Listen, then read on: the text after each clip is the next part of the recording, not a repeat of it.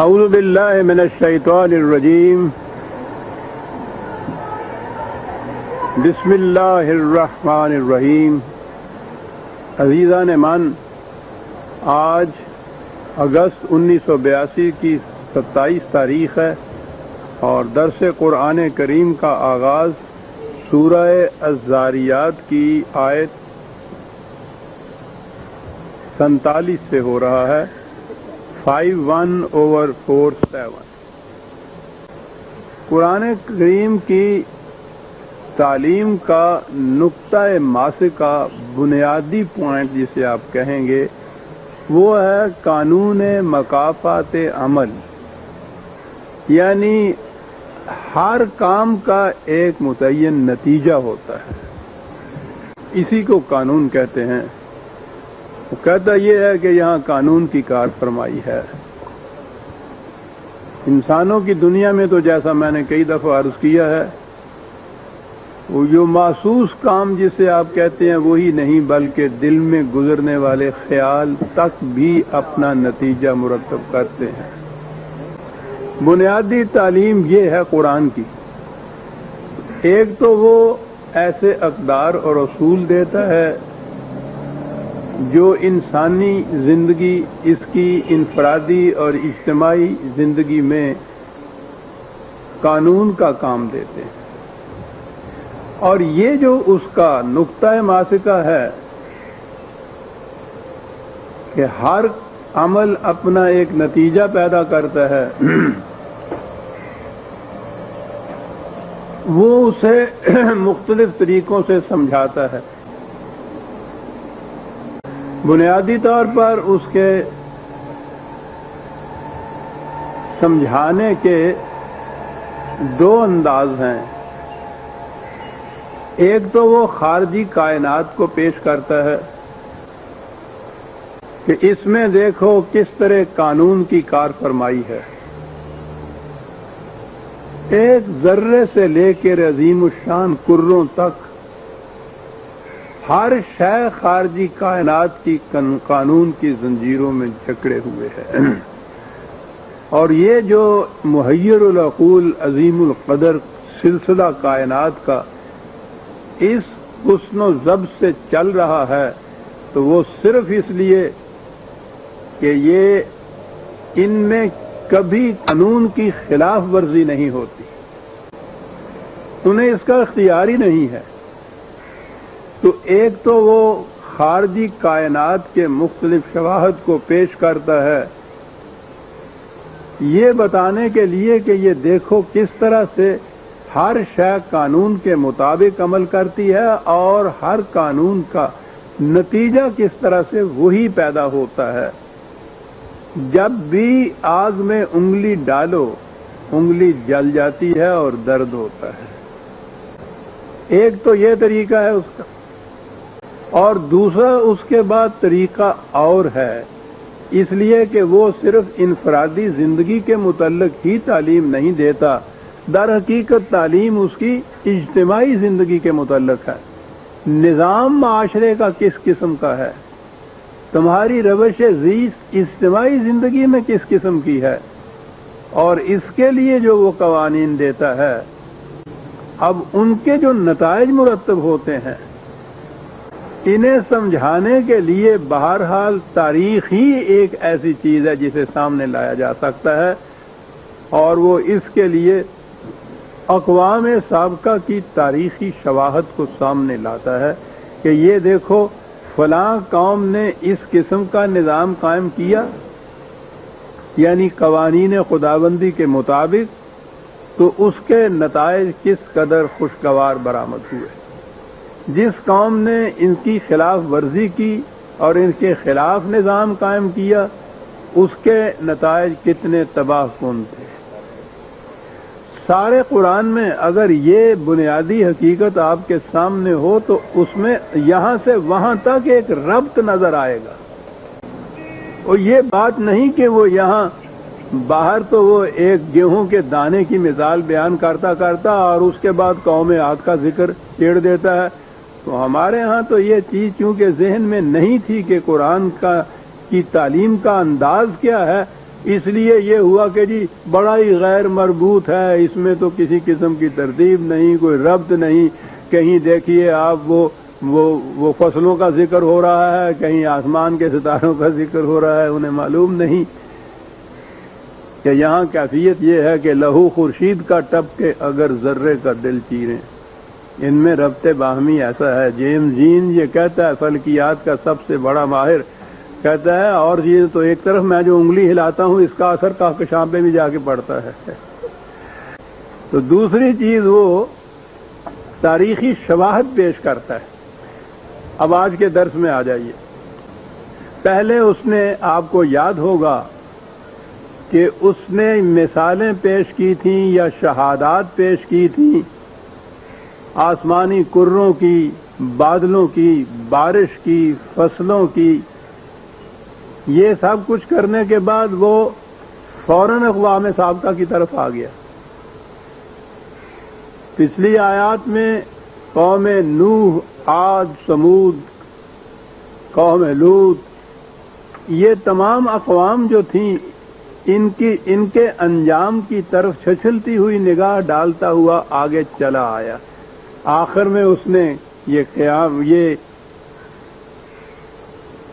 قوم نوح کے متعلق آخری آیت میں یہ ذکر آیا تھا، اور یہ آنے کے بعد پھر اسی انداز میں آ گیا کہ وَالسَّمَاءَ بَنَيْنَاهَا بِأَيْدٍ وَإِنَّا لَمُوسِعُونَ. پھر آ گیا وہ کائناتی شواہد کی طرف.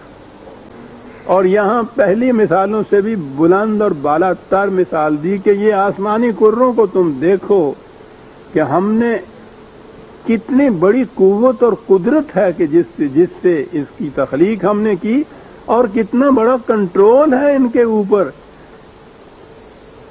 کہ سائنسدان یا فلکیات کے ماہر یہ بتا رہے ہیں کہ اگر سورج کی رفتار میں 1 سیکنڈ کے کروڑ میں حصے کا بھی فرق پیدا ہو جائے تو یہ سارا سلسلہ تہس نہس ہو کر رہ جائے. کہا کہ اتنی بڑی قوت ہے. یہاں قوت کے لیے لفظ قرآن نے، ویسے تو یہ ایدن کا لفظ بھی قوت کے معنی میں آتا ہے، لیکن لَمُوسِعُونَ یہ وسط جو ہے یہ لفظ استعمال کیا ہے. اس کے معنی قوت، استطاعت، استعداد یہ بھی آتی ہے، لیکن وسط تو آپ کو معلوم ہے ایکسپینشن کے معنی میں بھی آتی ہے. یہاں تو موسعون لفظ ہے قرآن میں، اللہ تعالیٰ کی ایک صرف الواسع بھی آئی ہوئی، ایکسپینڈ کرنے والا. یہ چیز مغرب کے سائنٹسٹ جان سکتے ہیں کہ بات کیا کہہ گیا ہے قرآن. آج کی تھیوری یہ ہے کائنات کے متعلق، ایک کتاب ہے جس کا نام ہی ہے ڈس ایکسپینڈنگ یونیورس. نظریہ یہ ہے کہ یہ کائنات اسٹیٹک نہیں، جامد نہیں، کہ جو کچھ بننا تھا بن چکا اور پھر اسی طرح سے ہے. ایک تو یہ ہے کہ اس کے اندر ایولیوشن اور ارتقائی منازل طے ہیں، دوسرے یہ ہے کہ یہ ایکسپینڈ کر رہی ہے. تو اگر یہ ایکسٹینشن کے متعلق لیا جائے یہ الواسعون جو قرآن نے کہا ہے، تو ایک لفظ کے اندر وہ کتنی بڑی حقیقت بیان کر جاتا ہے. اور اسی لیے اس نے کہا ہے کہ جوں علم انسانی ترقی کرتا چلا جائے گا، حقائق کائنات پر پڑے ہوئے پردے اٹھاتا جائے گا، تو ہر پردہ جو اٹھے گا اس کے نیچے سے جو چیز ڈسکور ہو کے سامنے آئے گی وہ قرآن کے کسی نہ کسی دعوے کی شہادت بنے گی. آج اگر یہ چیز ہے ایکسپینڈنگ یونیورس، تو میں سمجھتا ہوں وہ لوگ جانتے ہیں اس چیز کو کہ یہ واسعون کیا چیز ہے جو قرآن نے کہہ دی ہے کہ یہ ایکسٹینشن ہے اس کائنات کے اندر. وہ اس کے اوپر قادر تھا کہ اس نے ان کو اس طرح سے قانون کی زنجیروں میں جکڑا، اور کائنات جو ہے پھر یہ ایکسپینڈ کر رہی ہے. وسط بھی ہے اس میں. آپ دیکھیے کیا چیزیں وہ شہادت میں پیش کرتا جا رہا ہے. وَالْأَرْضَ فَرَشْنَاهَا فَنِعْمَ الْمَاهِدُونَ. 2 لفظ ہیں، کیا بات ہے صاحب. زمین گول ہونے کے باوجود بالکل پھیلی ہوئی چپٹی نظر آ رہی ہے، اور اسی وجہ سے تم اس پہ رہ رہے ہو.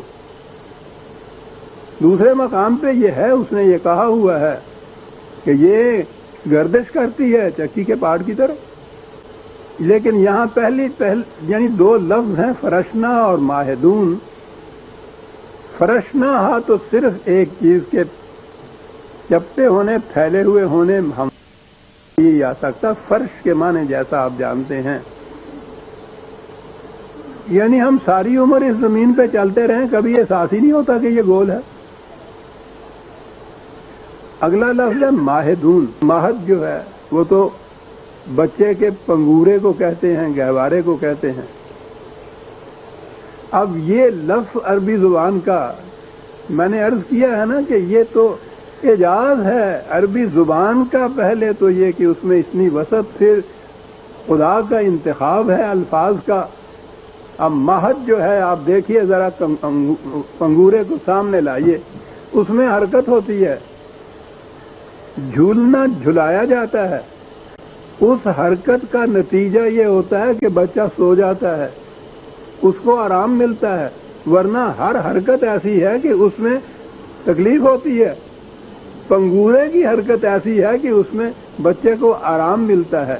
تو یہ لفظ جو تھا عربی زبان میں، یہ مہد جو لفظ تھا، تو وہ حرکت ایسی حرکت کہ جس سے سکون اور آرام ملے، وہ حرکت اس میں ہوتی تھی.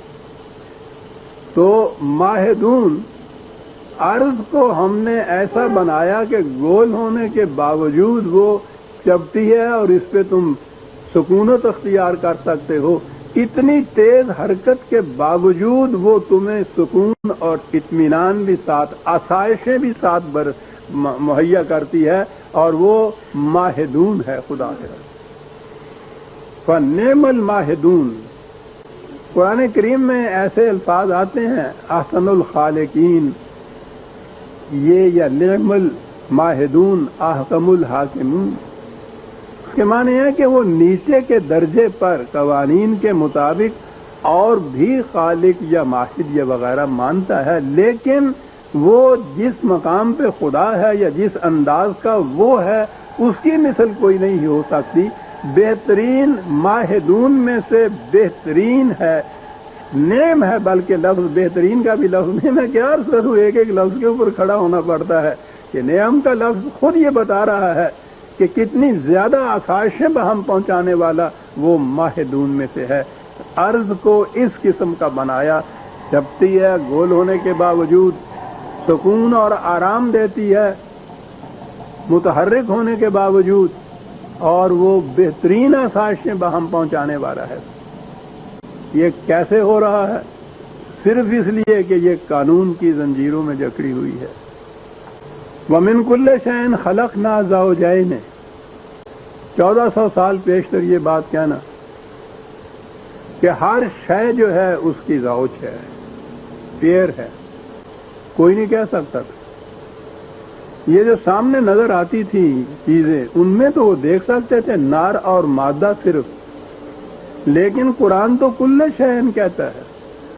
یہ کل شین کے لیے زوجین 1400 سال پیشتر عرب کی سرزمین میں، اور پھر نبوت سے پیشتری صحیح ایک امی. کون انسان اس دور کا یہ کہہ سکتا ہے؟ پوچھئے مغرب کے سائنسدانوں سے جو ایسے مقام پہ پہنچ کے وہ بے ساختہ پکار اٹھتے ہیں کہ کوئی انسان اس دور میں یہ بات نہیں کہہ سکتا تھا، یہ کبھی انسانی نہیں ہو سکتی تھا. یہ زوجین جو ہے یہ نار اور مادہ کی بات ہی نہیں ہے صرف. یعنی اب تو یہ سائنسدانوں کی جو تحقیق ہے وہ یہ ہے کہ وہ چھوٹی سے چھوٹی چیزوں میں بھی زوجین جو ہے اس کو پاتے ہیں، اور وہ کہتے ہیں کہ یہ آپ کو معلوم ہے کہ زوج کے معنی ہوتا ہے ایسی دو چیزیں کہ ان میں سے اگر ایک نہ ہو تو دوسری ناکارہ رہ جائے. دو مل کے ایک مقصد کو پورا کریں اور ایک دوسرے کی تکمیل کا ذریعہ بنے، اسے کہتے ہیں عربی زبان میں زوج. بات آئے گی ہمارے یہاں بیٹیاں، یہاں تو زوجہ ہی ہوتی ہے نا، یعنی وہ خاوند جو ہے وہ زوج نہیں ہوتا، وہ تو میاں ہوتا ہے. اللہ بھی میاں ہوتا ہے، خاوند بھی میاں ہوتا ہے. مجازی خدا جبھی اسے کہتے ہیں نا. کبھی آپ نے نہیں سنا ہوگا خاوند کے لیے زوج کا لفظ، لیکن زوجہ ضرور ہوتی ہے یہ.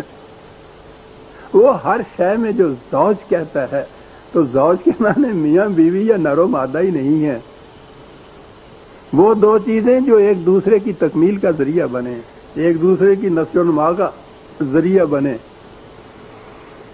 تو اب آپ نے سمجھ لیا کہ جو اس نے میاں بیوی کو بھی زوج کہا ہے تو اس کے معنی کیا ہیں اس زوج کے؟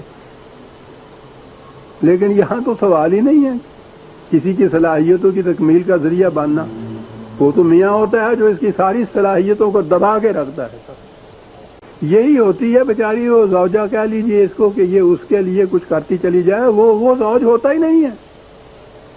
آپ الفاظ میں دیکھیے کہ معاشرے میں جو ذہنی تبدیلیاں آتی ہیں معانی میں کیا فرق آتا ہے، اور یہ چیز ہے جس کے لیے میں بار بار کہتا ہوں کہ قرآن سمجھ میں آئے گا، قرآن کے جو مفردات یعنی الفاظ ہیں ان کے وہ معنی سامنے آئیں جو زمانہ نزول قرآن میں عرب ان کا مفہوم لیا کرتے تھے۔ بڑا فرق پڑتا ہے مرور زمانہ سے الفاظ کے لینگویج کے اندر۔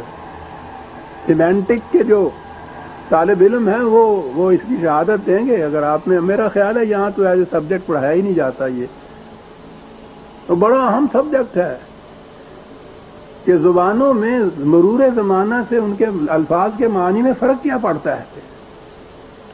وہ آج کی عربی وہ نہیں ہے جو اس زمانے کی عربی تھی، اور یہ تو معنی تو اس کے بگڑ گئے تھے دوسری تیسری صدی میں ہی، جب آپ کے ہاں کے پہلے لغت اور تفسیریں اور یہ مرتب ہوئی ہیں عباسیوں کے زمانے میں، وہ سارا ایرانی چھاپ آ گئی تھی عربی کے اوپر اس زمانے کے۔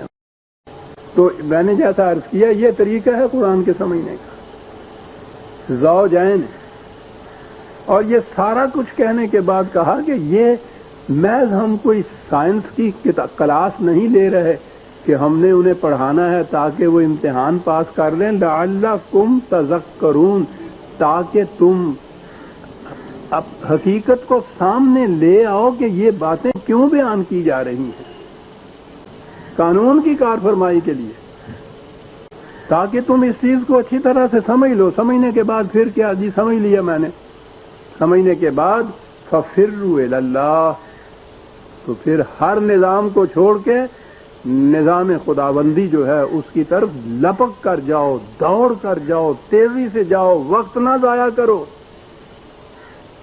ایک ایک لمحہ تمہیں ہلاکت کی طرف لیے جا رہا ہے، یاد رکھو کیا بات ہے، ففروا کی دوڑ کر جاؤ۔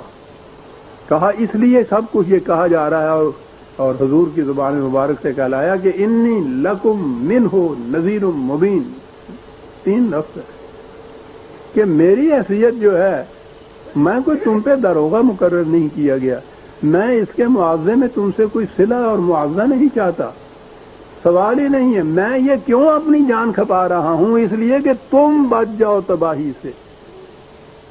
میں لکم، یہ جو ہے نا یہ لکم لام بہت سے معنی میں عربی میں آتا ہے، یہ کسی کے فائدے کے لیے جو بات ہو، لام منفعت جس کو کہتے ہیں یا نافع جس کو کہتے ہیں، لکم تمہارے فائدے کی بات ہے جو میں کہہ رہا ہوں، تمہیں آگاہ کر رہا ہوں اس سے کہ اس روش کا نتیجہ تباہی ہوگا، میں تمہیں آگاہ کر رہا ہوں۔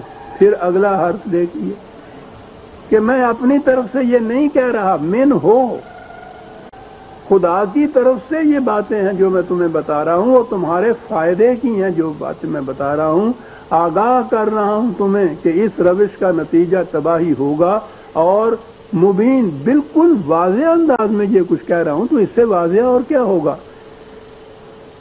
کہ اپنے دعوے کے ثبوت اور شہادت میں وہ کہیں قوانین فطرت کو لا رہا ہے، کہیں تاریخی شواہد کو لا رہا ہے، تو مبین اتنی بڑی مبین چیز ہے صاحب، مبین۔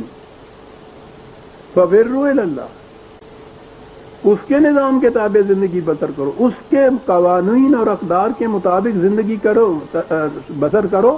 ولا تجعلوا مع اللہ الہا آخر، اور اس کے ساتھ اور کسی صاحب اقتدار کو نہ ملا، کسی اور کا اقتدار تسلیم نہ کرو، کسی کی معصومیت اختیار نہ کرو۔ الہ کے معنی میں نے عرض کیا تھا نا کہ جب الفاظ میں تبدیلی معانی میں آتا ہے تو کہاں سے کہاں بات جا پہنچتی ہے۔ اب ہمارے ہاں عام طور پہ تو ترجمے ہی ہیں جن سے سمجھا جاتا ہے، ترجمے سے نہ بھی سمجھیے، عربی زبان کی کتابوں میں بھی آپ دیکھیے تو معنی یہی ہوتے ہیں، الہ کے معنی ہی معبود یا وہ جس کی پرستش کی جائے، جس کی ورشپ کی جائے۔ اب پرستش اور ورشپ کے لیے اگر ہو کہ پرستش اسی کی کرو، اس کے ساتھ کسی اور کی نہ کرو، تو ہر مسلمان مطمئن ہو جاتا ہے کہ میں تو بتوں کے آگے جھکتا ہی نہیں، میں کسی اور کی پرستش نہیں پڑا، پرستش تو اسی کی کرتے ہیں۔ پرستش اس کے معنی ہو گئے۔ وہ پوچھو اس زمانے کے عربوں سے کہ الہ کے معنی کیا لیتے تھے، وہ قرآن سے پوچھو الہ کے معنی کیا ہیں، جس کی محکومیت اختیار کی جائے، جس کا اقتدار تسلیم کیا جائے، کسی اور کی محکومیت اختیار نہیں کرنی۔ یہ تو تذلیل انسانیت ہے، کس کی محکومیت اختیار کرے گا؟ اگر وہ سپرسٹیشن جہالت ہے تو کائنات کے جو مظاہر ہیں، چاند، سورج، ستارے، دریا، بڑے بڑے درخت، وہ جیسے ہمارے ہاں ہمارے پڑوس میں قوم بستی ہے، ان کی کیفیت یہ ہے، وہ ان کی پرستش کرتی ہے، دیوی دیوتاؤں کی پرستش ہوتی ہے۔ پرستش، اسی پرستش میں ہم نے خدا کی پرستش شروع کر دی۔ ایک ذہنی چیز ہے کہ ہم اس کی پرستش کر رہے ہیں، لیکن اگر اس الہ کا صحیح مفہوم وہی ہوتا جو قرآن دیتا ہے، ہم صرف اس کی محکومیت اختیار کرتے ہیں، کسی انسان کی حکومت کو ہم تسلیم نہیں کرتے۔ کہاں سے کہاں بات چلی گئی؟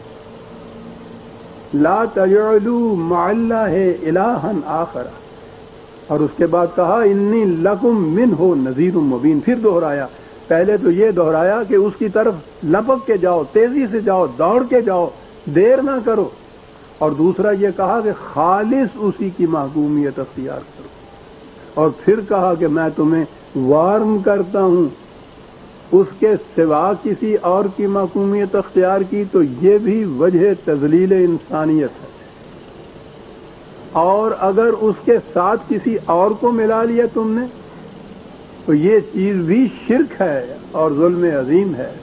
پھر میں وارن کرتا ہوں، کہا کہ یہ سب کچھ میں کہتا ہوں اور اس کے باوجود میں یہ بھی جانتا ہوں یہ کیا بات ہے، یہاں آگے جو لفظ ہے کذالک ما اتى الذین من قبلهم من رسول الا قالوا ساحر او مجنون۔ ساحر بھی میں جانتا ہوں کہ ہر رسول نے یہی کہا تھا جو میں کہہ رہا ہوں، اور ہر رسول کے ساتھ یہ ہوا کہ یہ جو اس کے ہاں کے بڑے بڑے سردار اور جاگیردار اور دولت مند لوگ تھے، انہوں نے اس کی مخالفت کی، اور مخالفت میں اب دو لفظ آتے ہیں کہ انہوں نے کہا یہ کہ یہ ساحر ہے یا مجنون ہے۔ اب سحر یا ساحر کے معنی ہمارے ہاں جادوگر لے لیے جاتے ہیں کہ یہ جادوگر ہے یا پاگل ہے۔ سحر کے معنی جادو ہی نہیں ہوتے، باطل چیز ہوتی ہے۔ ہر وہ شے جو حقیقت میں کچھ ہو دکھائی کچھ دے، فریب کاری اس کے معنی ہوتے ہیں، جھوٹا اس کے معنی ہوتے ہیں۔ ساحر کے معنی وہ یہ چیزیں کہتے تھے۔ اب ہمارے ہاں تو یہ ہوا نا کہ وہ چونکہ معجزات دکھاتے تھے، اور معجزہ تو وہ بالکل جادو ہوتا ہے، سمجھ میں ہی نہیں بات آتی، اس لیے وہ اس کو جادوگر کہتے تھے۔ وہ معجزات دکھاتے تھے، اس کے مقابلے میں ان کے ہاں کے جو لوگ تھے وہ بھی یہ کچھ دکھاتے تھے۔ تو اب الجھاؤ آ پڑا کہ کیا کیا جائے، رسول بھی وہی دکھاتا ہے، یہ بھی یہی دکھاتے ہیں۔ جس مقام پر پہنچ کر تصوف کی میری گاڑی نے پٹری بدلی تھی وہ یہی مقام تھا۔ تصوف کا انتہا بھی کرامات دکھائی جاتی ہیں، اور وہ جو مشرک بت پرست ہیں ان کے ہاں جو کرامات ہوتی ہیں وہ ان سے بھی بڑی ہوئی ہوتی۔ یہ کیا ہے؟ یہ سحر نہیں بے عزیزان من۔ وہ لوگ کہتے یہ تھے کہ یہ فریب دہی ہے، یہ جو دعویٰ کر رہا ہے میں خدا کا رسول ہوں، یہ فریب دہی ہے، یہ باطل ہے، یہ جھوٹ ہے۔ تو یا تو یہ دانستہ جھوٹ بول رہا ہے، فریب کار ہے معاذ اللہ، او مجنون، یا یہ پاگل ہو گیا ہے، دماغ چل گیا ہے، اپنے آپ کو کہہ رہا ہے میں خدا کا رسول ہوں۔ یہ دیکھیے یہ لفظ جو ہے یہ بڑی اہم بات یہاں آ گئی، ساحر ہوں، اگر اس کے معنی ہر جگہ آپ کو جادوگر ملیں گے۔ تو کہا یہ گیا کہ ہر رسول جو آیا کفار نے اس کی تکذیب کی اور اس کے خلاف یہ کہا کہ یہ جادوگر ہے، اور خدا نے یہ بات کہی کہ کتنا بڑا الزام تھا جھوٹا جو ان کے خلاف لگایا. تو کسی رسول کے متعلق کیا نا کہ وہ جادوگر تھا، وہ جادو کرتا تھا. قرآن بتا رہا ہے کہ یہ کفار کی طرف سے اعتراض کیا جاتا ان کے خلاف، وہ یہ نہیں تھے. اور یہاں بڑے دھڑلے سے کہا جاتا ہے کہ حضرت موسیٰ علیہ السلام اور فرعون کے ساحرین کا مقابلہ ہوا اور انہوں نے کچھ سحر دکھایا، جادو دکھایا، اور انہوں نے اس سے بھی زیادہ بڑا جادو دکھایا. ساحر خود تسلیم کر رہے ہیں ہم اتنے بڑے رسول کو. اور قرآن کہتا ہے کہ یہ کفار کی طرف سے الزام دھرا جاتا تھا ان کے اوپر، وہ کہتے تھے یہ ساحر ہے. کوئی نہیں کھڑا ہو کے سوچ. رسول عزیزہ نے من اس قسم کے تماشے نہیں دکھاتے تھے. وہ جادوگری کا بات نہیں تھی، وہ تو حق کو پیش کرتے تھے اور وہ اسے کہتے تھے کہ یہ شخص یا تو فریبکار ہے یا یہ جھوٹا ہے اور یا اس کا دماغ چل گیا ہے. اتواسو بہی بل ہم قوم طاغون. کہا یوں بظاہر نظر آئے گا جیسے ہر جانے والی نسل آنے والی نسل سے کہہ جاتی ہے کہ تمہیں یہ کہا جائے گا، یہ جواب دینا، اس کا ان کے فریب میں نہ آ جانا. یہ جس چیز کو جھوٹ کو باطل کو تواتر کہا جاتا ہے نا، یہ سند اب آ گئی ہے ہمارے ہاں. یہ مذہب کی دنیا کے اندر ایک سند تواتر کی بھی ہے کہ جیسا ہوتا چلا آ رہا ہے وہ پھر سند ہو جاتا ہے. یعنی ایک غلط چیز جو 1000 سال پہلے کسی نے اختیار کی، اگر وہ ہر نسل اس کو اپنے آباء و اجداد کا مذہب سمجھ کے تقلیداً اختیار کرتی چلی آ رہی ہے، تو یہ جو تواتر سے یہ چیز آ رہی ہے نا، آخر میں آ کے یہ سند بن جاتی ہے. قرآن کہتا ہے کہ یہ نظر آئے گا کہ جیسے وہ ہر نسل آنے والی نسل سے یہ کہہ دیتی تھی کہ ایسا کرنا تم نے، اور وہ چلی جاتی تھی، وہ یہی کہنے لگ جائے. تقلید اسلاف اسی کو تو کہتے ہیں کہ کسی دور کے کسی انسانوں کے گروہ کی اتنی بڑی شخصیت تسلیم کر لی ان کی، اور پھر یہ ہے کہ انہوں نے جو کہا ہے وہ آگے منتقل ہوتا چلا آ رہا ہے بغیر سوچے سمجھے، بغیر قرآن کی سند پیش کیے ہوئے منتقل ہوتا چلا آ رہا ہے. ہم تک آ گیا. سب اس کے صحیح ہونے کی سند کیا ہے کہ جی سند تواتر ہے. اور ہر دور کے جتنے بھی ان کے ہاں کے اکابر ہیں، اپنے دور کی نسل، اپنے دور کی قوم، اپنے دور کے مسلمانوں کے متعلق وہی رونا روتے ہیں جو آج ہم رو رہے ہیں کہ فاسق ہیں، فاجر ہیں، اسلام سے دور ہو گئے ہیں، ان کا کردار نہیں رہا، ان کا اخلاق نہیں رہا. ہر دور کے کسی دور کے جو کچھ لکھنے والے کہنے والے اس دور کے ہیں، ان کے اقوال کو آپ دیکھیے، وہ رو رہے ہیں اپنے دور کے مسلمانوں اور اپنی دور کی قوم سے. اور یہی جو قوم نسلاً بعد نسلاً چلی آ رہی ہے، ان کے اس عمل کو تواتر کہہ کے سند قرار دیا جاتا ہے دین میں یا مذہب میں، حق کے لیے کہ یہ سچی بات ہوگی کیونکہ یہ سند ہے، یہ تواتر ہے. قرآن کہتا ہے یوں نظر آتا ہے کہ جیسے ہی متواتر اس قسم کی بات ایک نسل دوسرے سے کہتے چلی آ رہی. کہا یہ بات نہیں ہے، بل ہم قوم طاغون. ہر نسل جو ہے وہ قانون خداوندی سے سرکشی برتنا چاہتی ہے کیونکہ ان کا مفاد اس میں ہوتا ہے کہ اس کی خلاف ورزی کرے. قانون خداوندی سے یہ سرمایہ داری نہیں رہتی، ملوکیت نہیں رہتی، مذہبی پیشوائیت نہیں رہتی. یہ فن خوانی بنا جا سکتا اس کے اندر. موافق کیے ترجمہ یہی ہو سکتا. ملا قرآن نے لفظ کہا ہے ایک، وہ کہتے ہیں کہ یہ بات جو ہے وہ یہ ہے کہ یہ ہر نسل ہر دور کی قوم وہ دیکھتی ہے کہ ہمارا فائدہ اسی میں ہے کہ اس کی خلاف ورزی کی جائے. اصل میں تو بات یہ ہوتی ہے، وہ اس کے لیے سند یہ باہم پہنچاتی ہے کہ یہ ہوتا چلا آ رہا ہے. اگر یہ چیز ایسی غلط ہوتی تو یہ کیوں ایسا کرتے، یعنی خود نہیں کوئی دلیل دے سکتے اس کے لیے. دلیل یہ ہے کہ اگر یہ چیز غلط ہوتی کہ یہ ایسا کیوں کرتے. کیا سند ہے یہ؟ ارے تم بتاؤ یہ بات، دلیل و برہان سے بتاؤ، سند سے بتاؤ کہ یہ بات صحیح ہے تو ٹھیک ہے. یہ کوئی سند ہے کہ اگر یہ غلط ہوتی تو یہ کیوں کرتے چلے جاتے؟ انہی کے بعد سے تو روتے ہو تم. ساری تاریخ اپنی یہ کہہ رہے ہو کہ اسلام کے خلاف چلی آ رہی. پوچھو تو ان کے ہاں پہلی چیز یہ ملوکیت کے متعلق جو میں بار بار کہا کرتا ہوں پہلی چیز ایک ان کے ہاں یہ ہے کہ ملوکیت کی جو بنیاد ڈالی وہ یزید نے ڈالی، اور وہ آپ کو معلوم ہے ان کو کس لفظوں سے یاد کرتے ہیں، یہ ہوا۔ اور اس کے بعد یزید سے آج تک جتنی مسلمانوں کی مملکتیں حکومتیں ہیں ساری ملوکیت کی حکومتیں ہیں، تو یہ تو تواتر سے چلی گئی، تو دین بن گئی، پھر سند ہوگی۔ تواتر کوئی سند نہیں ہے عزیزان من، سند تو صرف خدا کی کتاب ہے، صرف ایک سند، لا تجعلوا مع اللہ الہا آخر، اس کے ساتھ کسی اور صاحب اقتدار کو نہ اسے مت سند سمجھو، اس کی اتھارٹی کو قبول نہ کرو، اتھارٹی صرف خدا کی ہے۔ فتولی عنہم فما انت بملوم، ایک مقام آ جاتا ہے ایک داعی کی زندگی کے اندر جہاں یہ عجیب چیز ہے، وہ سان پہ لگاتا ہے یہ لوہے کے کینچیاں استرے وغیرہ، تو اس میں سے ذرا ذرا ذرے لوہے کے اس ریت میں مل جاتے ہیں جو وہ نیچے اس کے گری ہوئی ہوتی ہے، تو اس میں مقناطیس پھیرتے ہیں اس ریت میں، تو اس میں سے لوہے کے ذرے اس کے ساتھ لگاتے ہیں، وہ الگ ہو جاتا ہے لوہا اور باقی ریت رہ جاتی ہے۔ یہ جو دریاؤں اور ندیوں میں سے سونا نکالتے ہیں نا، اس کی بھی یہی کیفیت ہوتی ہے، وہ ذرے الگ کر لیتے ہیں باقی ریت۔ ایک دائی کی بھی یہی کیفیت ہوتی ہے، میں نظر آتا ہے کہ وہ اس لوہے کے ذرے ملی ہوئی ریت یا سونے ملی ہوئی ریت کے اندر وہ آتا ہے اور اس میں سے وہ دیکھتا ہے، نکالتا ہے کہ کہاں ذرہ وہ لوہے یا سونے کا ہے، وہ اس میں سے نکالتا چلا جاتا ہے، اور ایک مقام پہ آ کے جب وہ دیکھتا ہے کہ اب باقی ریت ہی رہ گئی ہے، ذرے نہیں ہیں، تو پھر وہ اس مقام سے دوسرے مقام کی طرف چلا جاتا ہے۔ یہ ہجرت اسکیپزم نہیں ہے، وہ اس مشن کا ایک حصہ ہے، اور یہ وہ مقام ہے جہاں پہنچ کے قرآن یہ کہتا ہے ان سے کہ یہ وَاهْجُرْهُمْ هَجْرًا جَمِيلًا، اب انہیں چھوڑ دے۔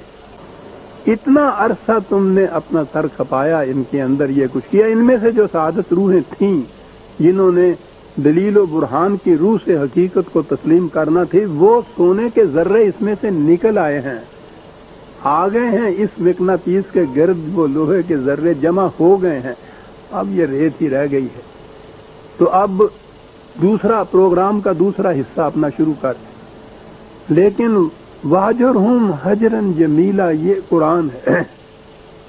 یہاں تو کسی کے ساتھ کچھ تعلق قائم کرتے وقت یہ ہوتا ہے نا کہ صاحب بڑی خوشگواری سے، حسن سلوک سے تعلق قائم کرنا چاہیے، چھوڑتے وقت تو ہمیشہ جھگڑا ہوتا ہے، اور ایک دوسرے کے خلاف اگر الزامات سے آگے بڑھے تو گالیوں تک نوبت آئی ہوئی ہوتی ہے۔ قرآن کہتا ہے کہ انہیں چھوڑ کے الگ ہو، لیکن چھوڑ بھی حسن کارانہ انداز سے،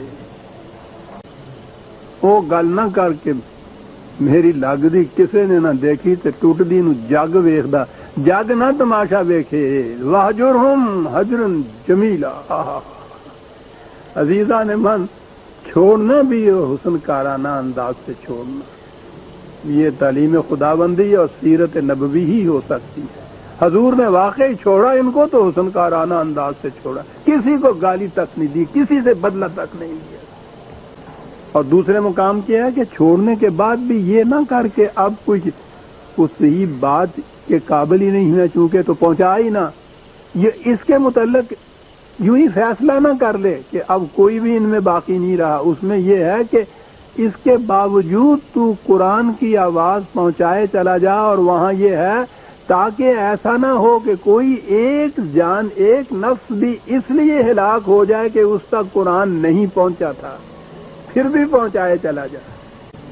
فَتَوَلَّ عَنْهُمْ فَمَا أَنْتَ بِمَلُومٍ، اس مقام کے اوپر اگر تو ان کو چھوڑ کے دوسروں کی طرف توجہ اگر دے گا، یہاں زیادہ امید وابستہ ہو سکتی ہے کہ ان میں اصلاح ہو سکتی ہے، تو اس سے تم پہ کوئی ملامت نہیں ہوگی، کوئی اعتراض نہیں ہوگا اس سے کہ تم نے ایسا کیوں کر دیا۔ لیکن وَذَكِّرْ وَإِنَّ الذِّكْرَىٰ تَنفَعُ الْمُؤْمِنِينَ، قرآن کی بات پہنچائے چلا جا، اس کے باوجود دہرائے چلا جا، جو بھی ان میں سے اس کو تسلیم کرے گا اس کے لیے یہ بڑی مفید چیز ہوگی، بڑی منفعت بخش چیز ہوگی۔ اور بات وہی ہے جو پہلے کہی گئی کہ فَفِرُّوا إِلَى اللَّهِ، ایک خدا کی محکومیت کو اختیار کرو. یہ ہے قرآن کی تعلیم کا جو میں نے عرض کیا نقطۂ ماثل. اور آگے آ کے وہ فکرہ کہا کہ جو دہرایا جاتا ہے اور پھر جس کا وہ غلط یا مروجہ متواتر مفہوم لینے سے بعض کہیں سے کہیں چلی جاتی ہے. وَمَا خَلَقْتُ الْجِنَّ وَالْإِنسَ إِلَّا لِيَعْبُدُونَ. آپ نے سنا ہوگا یہ ہر جگہ کہ ہم نے جن و انس کو پیدا اس لیے کیا ہے کہ ہماری پرستش کریں. یہی ترجمہ ہوتا ہے. کہیں اصل لفظ لے آتے ہیں تو عبادت کریں، تو عبادت کے معنی پرستش ہوتا ہے. ہم نے پیدا ہی اس لیے کیا ہے. جن کو تو چھوڑ دیجئے، وہ بات دوسری جگہ آئے گی. انس تو آ گیا نا. انسانوں کو پیدا ہی ہم نے اس لیے کیا کہ ہماری پرستش کریں. اندازہ لگائیے آپ. کچھ کھول کے بیان کرنے کی بات نہیں ہے. تخلیق انسانی کی غایت و غرض و مقصود و مطلوب یہ ہے کہ وہ میری پرستش کریں.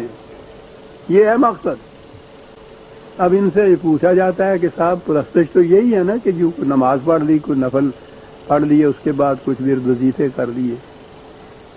تو کہا ہے کہ تخلیق کی غرض یہ ہے، اس کے معنی کہ اس کے سوا کچھ اور کرنا ہی نہیں ہے. کچھ اور کیا تو وہ مقصد تخلیق کے خلاف چلا جائے گا. تخلیق کا تو مقصد یہ ہے. تو ان میں سے جو بڑے سے بڑے بھی جو وہ بزرگ عبادت گزار ہیں، ان کی بھی تو یہ صورت نہیں ہے کہ وہ 24 گھنٹے ہر سانس میں وہی پرستش کی بات کرتے چلے جائیں. اور کچھ بھی تو کرنا ہوتا ہی ہے نا. تو جتنا کچھ یہ وقت کیا وہ تخلیق جو کا مقصد جو خدا نے بتایا بقول ان کے، وہ اس کے خلاف چلی گئی بات. اس لیے یہ اپنے ہاں کے جو یہ بڑے بڑے مقتدا ہوتے ہیں، بزرگ ہوتے ہیں، ان کے متعلق یہ باتیں مشہور ہوتی ہیں کہ صاحب وہ دن رات اسی میں ہی لگے رہتے تھے، نفلیں پڑھتے رہتے تھے، تسمیاں پھیرتے رہتے تھے، بیٹھے رہتے تھے ایک کنج کے اندر. اور وہ کبھی نفل پڑھتے تھے، کبھی نماز پڑھتے تھے. روزہ صائم الدہر ہوتا تھا، ہمیشہ روزہ رکھتے تھے. بھوک لگتی تھی تو وہ ایک روٹی لکڑی کی دے رکھی تھی ماں نے، اس کو چک مارتے تھے. بنائے ہوئی ہے کاہے کہ جی اللہ لیعبدون. مقصد ہی خدا کی پرستش. پہلے تو اس مقصد پہ زور دی. ذرا غور کیجئے عزیزان من، کہیں تنہائی میں بیٹھ کے غور کیجئے گا کہ خدا کہتا ہے مقصد یہ ہے ان کے پیدا کرنے کا، ہماری میری پرستش کر دے رہا. ایک لفظ عبادت کے مفہوم کے بدل جانے سے آپ دیکھیے بات کہیں سے کہیں جا پڑی.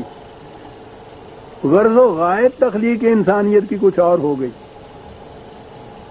یہ جو عبادت گزار قوم ہے اس کی زندگی کچھ اور ہو گئی. وہ سخر لکم ما فی السماوات والارض کہہ رہا تھا کہ ساری کائنات زیر تسخیر تمہارے کر دی ہے. اٹھو اور ان قوتوں کو اپنے لیے اپنے قابو میں لے کے آؤ. وہ یہ بتا رہا تھا یہاں یہ صورت ہے کہ بیٹھے ہوئے ہیں ایک گوشے کے اندر اور وہاں نفل پڑھے جا رہے ہیں، نماز پڑھی جا رہی ہے، تسبیح ہیں، ورد ہیں، وظائف ہیں. یہ کیوں ہو رہا ہے؟ ما خلقت الجن والانس الا لیعبدون. خدا بتا رہا ہے کہ تخلیق یہی ہے. عزیزان من معاف رکھیے گا، یہ تو غنیمت ہے کہ قوم اس پہ عمل پیرا نہیں ہے. ساری قوم اگر یہی کرنے لگ جائے یہ جو بزرگ کرتے ہیں یعبدون کا مانے، تو سوچیے تو صحیح. پھر وہ تو بچے ہوئے ہیں کہ وہ یہ کچھ کرتے ہیں، روٹی اور کماتے ہیں، ان کو دے جاتے ہیں. اگر سارے یہ کچھ کرنے لگ پائیں اللہ دے یعبد، ایک لفظ ابدا یعبدون. عربی زبان میں بھی اور قرآن کریم میں بھی جو الفاظ استعمال ہوئے عزیزان مان، اس کے معنی محکومیت کے ہیں کہ شرف انسانیت یہ ہے کہ انسان نہ تو مظاہر فطرت میں سے کسی شے کے سامنے جھکے، کیونکہ ہر شے اس کے تابع تصویر ہے اور اس کے بعد انسان رہ جاتا ہے نا. انسان کے سامنے وَلَقَدْ كَرَّمْنَا بَنِي آدم، ہر انسان یکساں واجب التکریم ہے. تو جو یکساں واجب التکریم ہے اس میں سے ایک کا دوسرے کے سامنے جھکنے معنی کیا رکھتے ہیں؟ یہ تو اس سے زیادہ تذلیل اور کیا ہو سکتی ہے کہ جو اپنے برابر ہے اس کے پاؤں کے اوپر سر رکھا ہوا ہو انسان نے، اس کے سامنے جھکا ہوا ہو، اس کے احکام کے سامنے سر تسلیم خم کا دیا، اس کی محکومیت تسلیم کیا ہو. تو نہ تو مظاہر فطرت میں سے کسی کے سامنے یہ جھک سکتا ہے، نہ اپنے جیسے انسان کے سامنے جھک سکتا ہے. اور پابندی تو کرنی پڑتی ہے زندگی میں کسی شے کی. کس چیز کی پابندی کرو؟ خدا کے قوانین کی پابندی کرو. ہم نے ان کو پیدا اس لیے کیا، ان کی تخلیق کی غائد یہ تھی کہ کسی اور کے سامنے یہ نہ جھکیں، صرف ہمارے قوانین کے سامنے جھکیں۔ کہا یہ اس کی معصومیت کے متعلق کہا جا رہا ہے کہ ما ارید منہم من رزق وما ارید ان یطعمون۔ پہلی چیز یہ ہے کہ ہم ان سے کچھ نہیں مانگتے، کچھ کھانے کو نہیں مانگتے، کچھ سامان زیست نہیں مانگتے۔ جو بھی کسی دوسرے سے لے کے کھانے والا ہے وہ اس زمرے میں آ ہی نہیں سکتا، خواہ وہ حضرت صاحب کہیں ہوں، خواہ وہ حاکم کہیں ہوں۔ جو دوسرے کی کمائی سے روٹی کھاتا ہے وہ خدا کی اس صفت کے خلاف جاتا ہے۔ وہ کہا حق حکومت میں بھی آپ نے دیکھ لیا کہ جو ہم نے کہا ہے کہ ہماری معصومیت اختیار کرو، اس میں یہ نہیں ہے کہ تم ہماری معصومیت اختیار کیو، کماتے جاؤ اور لا کے ہمیں دیتے جاؤ۔ ہم تو چاہتے ہی نہیں ہیں کسی سے، رزق نہیں چاہتے، طعام نہیں چاہتے۔ ان اللہ هو الرزاق ذو القوۃ المتین۔ کہا یہ کسی کی کمائی سے لینا، جس کی معصومیت اختیار کی جائے اس کی تو ذمہ یہ ہے کہ ہر ایک کو رزق پہنچائے، بجائے اس کے کہ ان کی کمائی سے خود کھائے۔ کیا کیا چیزیں کہاں کہاں کیا جاتا ہے، ذو القوۃ المتین۔ اور پھر وہ ایسا نہیں ہے کہ اس کو ضرورت ہے اس چیز کی کہ صاحب ووٹ کتنے آئیں گے اور میرا جتھا کتنا بڑا ہوگا، میری پارٹی کتنی بڑی ہوگی، سوال ہی نہیں ہے۔ وہ بڑی قوتوں کا مالک ایسا ہے، بڑی مضبوط قوتوں کا مالک ہے، اس کو اس کی ضرورت نہیں ہے، اس کی پرواہ نہیں ہے۔ اور جو رزاق بنتا ہے یہاں دنیا کے اندر بھی، نظام کاری کا سربراہ کیوں نہ ہو، رزاق جو بنتا ہے اس کی قوت کا ٹھکانہ کیا ہے؟ وہ تو دل و جان سے اس کے سامنے لوگ جا کے جھکتے ہیں۔ رزاق فَإِنَّ لِلَّذِينَ ظَلَمُوا ذُنُوبًا مِثْلَ ذُنُوبِ أَصْحَابِهِمْ فَلَا يَسْتَعْجِلُونَ۔ یہاں لفظ ظلم آیا ہے، ترجمہ کیا کہ جو ظلم کرتے ہیں۔ اب بہرحال یہ تو سارے اس میں سے نکل گئے کہ جو دنیا کے معاملات میں حصہ ہی نہیں لیتے، تو سوال ہی نہیں۔ یہ تو الگ بات رہی کہ کسی کی منفعت، کسی کا بھلا بھی نہیں کرتے، لیکن بخار وہ کہتے ہیں ظلم نہیں کرتے۔ یہ ظلم نہ کرنا جو ہے، میں اس معنی میں لے رہا ہوں جس میں عام طور پہ ظلم معنی لیے جاتے ہیں۔ ظلم کسی پہ نہ کرنا بھی جو یہ بڑی خوبی ہمارے ہاں، بڑی اعلیٰ صفت گنی جاتی ہے، بڑا کیریکٹر، تو یہ تو بات نہیں، یہ تو ایک منفی چیز ہے۔ پتھر کسی پہ بھی ظلم نہیں کرتا، سوال ہی نہیں، یہ تو منفی چیز، یہ نہیں کرتا۔ جس چیز کو آپ نیک کام کہتے ہیں، قرآن نے پتہ کیا بتایا ہے؟ یَمْکُثُ فِی الْأَرْضِ مَا يَنْفَعُ النَّاسَ۔ جو عمل نوع انسانی کی منفعت کے لیے ہوگا وہی ہے جس کو بقا نصیب ہوگی۔ اب یہ مثبت ہو گیا یہ بات، یہ نہیں کہ وہ یہ نہیں کرتا، یہ نہیں کرتا، یہ نہیں کرتا۔ ٹھیک ہے، قانون خداوندی کی خلاف ورزی نہیں کرتا، لیکن وہ نہیں کرتے والی بات نہیں ہے، یہ لا الہ والی بات اتنا حصہ نہیں ہے، یہ منفی ہے۔ آگے مثبت عمل بھی تو ہے، مثبت عمل یہ ہے یَمْکُثُ فِی الْأَرْضِ مَا يَنْفَعُ النَّاسَ، اسی عمل کے لیے بقا، کیا بات ہے صاحب، اسی عمل کے لیے بقا ہے جو نوع انسانی کی منفعت کے لیے کیا جائے، الناس کے لیے ہے۔ یہ یہاں بڑی سے بڑی چیز جو پیٹریوٹزم کہی جاتی ہے، کم از کم اپنی قوم، اپنی ملک، مائی کنٹری، رائٹ اور رانگ، مائی نیشن، اپنا جتھا، اپنی پارٹی، یہ ساری انسانیت اسی میں بٹی ہوئی ہے۔ وہ ما ينفع الناس کہتا ہے۔ اب دیکھ لیجئے کہ معیار کیا اس چیز کے جانچنے کا، یہ کام نیک ہے یا نہیں، اس میں خدا کی عبادت ہو رہی ہے یا نہیں۔ میں نے لفظ وہی استعمال کر دیا،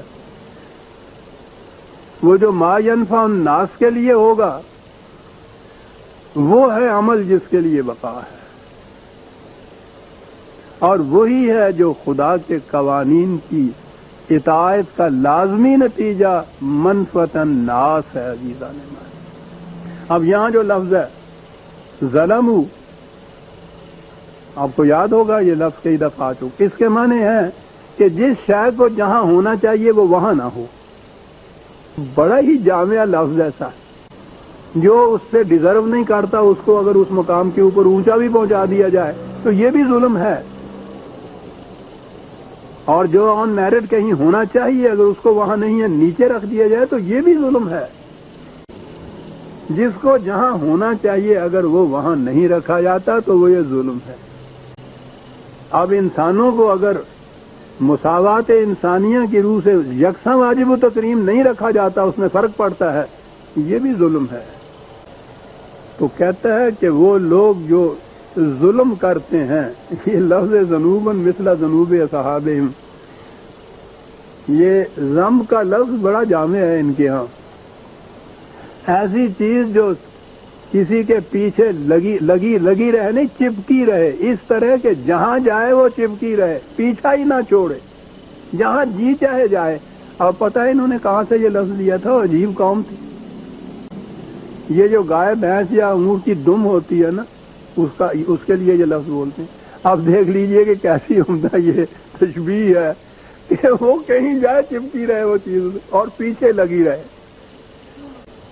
کہتا ہے انسان کے عمل کا نتیجہ وہ تو اس طرح سے اس کے پیچھے چپکا رہتا ہے جیسا کسی اونٹ یا مویشی کی دم اس کے ساتھ چپکی رہتی، اور آخر الامر پھر وہ نتیجہ برپا پیدا کر کے رہتی۔ ضرور وہ پانی بھرے ہوئے ڈول کو بھی کہتے تھے جس کو ساتھ رکھنا پڑتا تھا۔ وہ ہمارے ہاں جو محاورہ ہے نا، پیمانہ لبریز ہو گیا، وہ یہ معنی بھی ہوتے ہیں کہ آخر الامر پھر جب وہ نتیجہ کی برآمد ہونے کا وقت آ جاتا ہے تو پھر پیمانہ لبریز ہو جاتا ہے۔ اصحابہم فلا، اور یہ جیسا کہ وہ جو پہلوں کا کہہ رہے تھے نا کہ یہ تواتر سے آ رہی ہے بات، کہا جیسا ان کا بیڑا غرق ہوا تھا اسی طرح سے ان کا پھر ہو جاتا ہے۔ اور حضور سے کہا کہ اس معاملے میں فلا تستعجلون، ان سے کہو کہ یہ جو بار بار اس کے لیے فرمائشیں کر رہے ہیں، آپ سے اعتراض کر رہے ہیں، یہ ہوتا کیوں نہیں ہے، آتا کیوں نہیں ہے وہ نتیجہ، وہ عذاب جسے کہہ رہے ہیں، ان سے کہو کہ وہ کوئی عید کا چاند نہیں ہے جس کے لیے تم جلدی مچا رہے ہو، تمہیں معلوم نہیں کہ وہ جب آئے گا تو کیفیت کیا ہوگی۔ جلدی نہ کرو، مہلت کا وقفہ غنیمت جانو، اس میں اپنی اصلاح کر لو، اپنی روش بدل لو، تباہی سے بچ جاؤ گے۔ اور ان کی کیفیت یہ ہے کہ جلدی مچا رہے ہیں کہ ہم جلدی تباہ کیوں نہیں ہوتے۔ فلا تستعجلوا